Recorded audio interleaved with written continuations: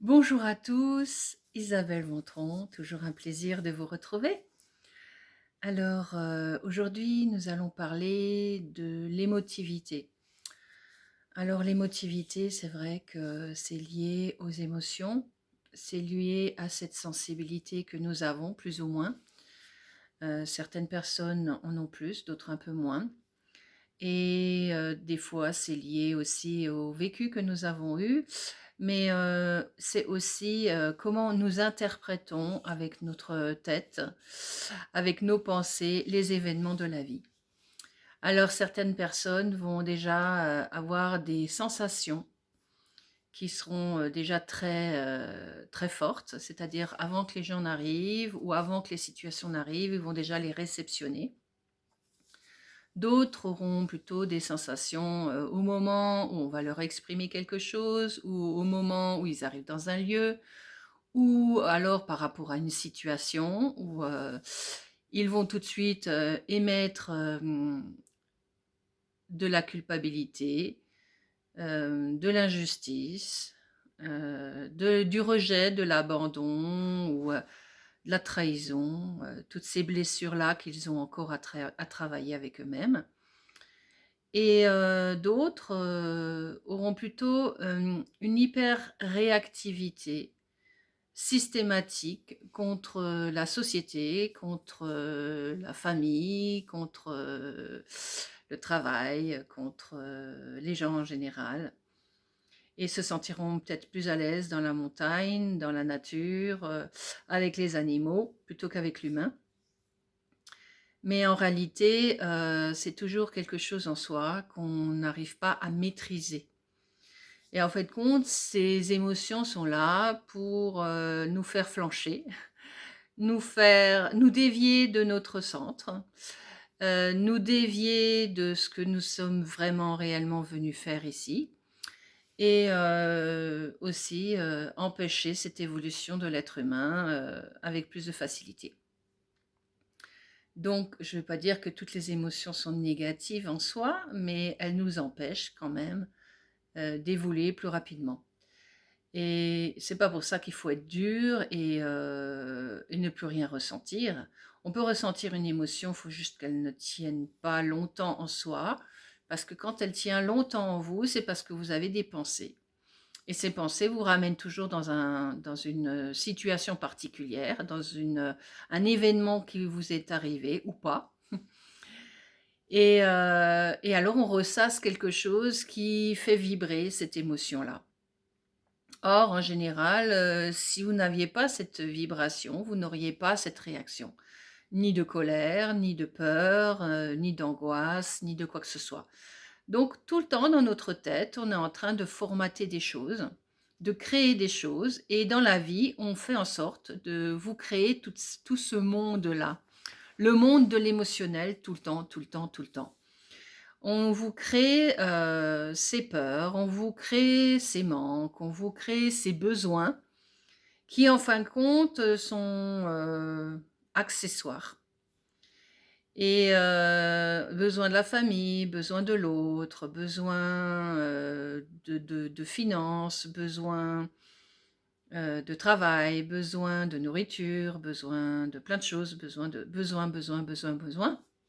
Et du coup, on ne trouve pas en soi la capacité pour résoudre toutes ces situations-là. Parce qu'en fait, compte, en nous, on a toutes ces capacités pour pouvoir trouver, mettre en place et créer ce qui est le meilleur pour soi. Et notre chemin, c'est ça, c'est qu'en fait, compte, l'être humain a des capacités et pour l'instant, il ne peut pas encore les trouver parce que les émotions empêchent l'évolution. Donc cette hyper émotivité nous empêche, nous freine dans ce que nous aurions peut-être fait ou réalisé ou créé à cause de l'autre. Très souvent à cause de l'autre. Ah ben non, je ne peux pas faire ça parce que j'ai mes enfants, je ne peux pas faire ça parce que je vis en famille, je ne peux pas faire ça parce que je suis au travail avec mes collègues, je peux pas faire ça parce que c'est mon patron, je peux pas faire ceci à cause de quelque chose, mais c'est toujours souvent à cause de l'autre. Or, en fait, compte, c'est plutôt à cause de soi-même, parce que dans notre intérieur, on véhicule des pensées qui nous font croire que c'est à cause de l'autre qu'on ne va pas mettre en place, mais en fait, compte, c'est à cause de soi qu'on n'arrive pas à mettre les choses en place. Parce que nous sommes tout le temps, tout le temps, tout le temps perturbés par des pensées, par ces émotions qui montent brusquement. Il y a une émotion qui monte, on ne sait pas d'où elle vient, pourquoi elle vient à ce moment-là. Et du coup, cette émotion, vous la prenez et vous mettez une mémoire dessus. Et en mettant cette mémoire, ça vous bloque dans le chemin que vous vouliez prendre juste avant pour réaliser quelque chose qui aurait été bénéfique pour vous et pour les autres peut-être aussi. Et ça vous freine dans votre évolution. Et cette évolution, on l'a constamment.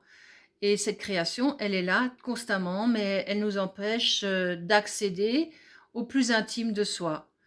Et c'est comme si cet intime-là, on ne veut pas le voir parce qu'il nous fait peur. Et comme il nous fait peur, on préfère rester dans des choses communes, des choses connues, des choses formatées, des choses de mémoire, plutôt que d'aller dans des choses qu'on ne connaît pas, qui sont encore abstraites ou qui n'ont pas de signification pour nous. Et en fait, compte, c'est ça. Et on se dit toujours, ah oui, non, mais ça n'ira pas, ou ça, c'est pas possible, ou ceci, non, c'est pas faisable. Donc, on se coupe déjà de toute cette création qu'on a en soi et de tout ce savoir qu'on a aussi en soi. Parce qu'on a toujours l'impression qu'on se dévalorise déjà avant de commencer. Alors ça aussi, il y en a peut-être qui ont beaucoup d'ego et qui vont se valoriser, qui vont se mettre en avant, ça arrive aussi, et qui croient qu'ils savent tout. Mais en fin de compte, ils utilisent que ce qu'il y a à l'extérieur, ou ils utiliseront que les autres pour arriver à leur fin. Ça, c'est un autre schéma de construction qui n'est pas bon non plus, parce qu'en fin de compte, ça n'apporte rien. Ça n'apporte rien ni à eux, ni aux autres. Et donc, ils ont besoin de se survaloriser par rapport aux autres parce que justement, ils ne se croient pas capables de le faire par eux-mêmes. Alors qu'on a tous ces capacités. Qu'on se valorise, qu'on se dévalorise, on a tous ces capacités. C'est soit une extrême ou un autre. Comme je vous ai parlé des polarités dans une de mes vidéos, on utilise malheureusement toujours ces polarités. Et c'est ces polarités qui nous font aller à l'opposé de ce qu'on devrait. Et donc, on n'est plus capable d'écouter en soi la direction à prendre, le chemin à prendre, ce qui sera le meilleur pour soi. Alors, c'est aussi peut-être un peu d'égocentrisme, en se disant, oui, je vais prendre cette direction, même si l'autre, c'est pas bon pour lui. Mais à la base, il faut sentir en vous qu'est-ce qui est bon.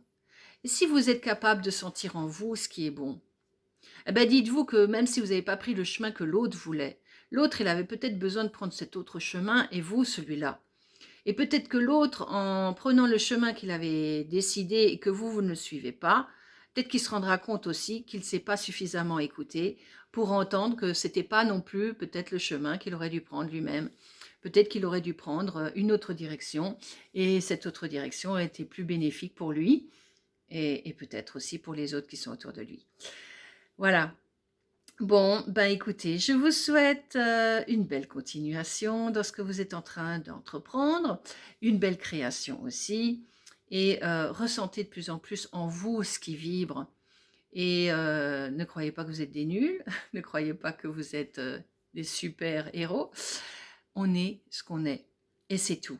Et ça, c'est super, parce qu'en fait, quand on a tous des capacités, on est tous doués pour quelque chose. Et justement, on ne peut pas être l'autre et on ne sera jamais l'autre parce que chacun est différent et chacun a un potentiel magnifique. Alors, utilisez votre potentiel dans ce que vous êtes, dans vos créations, avec ce que vous estimez qui est bon pour vous, pour que à ce moment-là, ça puisse être aussi bon pour les autres. Parce que quand quelque chose est bon pour vous, c'est forcément bon aussi à un moment donné pour les autres. Voilà, parce qu'on va rarement se faire du mal volontairement, à moins qu'on se laisse imprimer par des émotions et par de la destruction, de l'autodestruction qui vient des pensées et non pas de votre être profond. Voilà. Alors, je vous embrasse tous et je vous dis à très bientôt. Merci de votre écoute. À bientôt. Au revoir.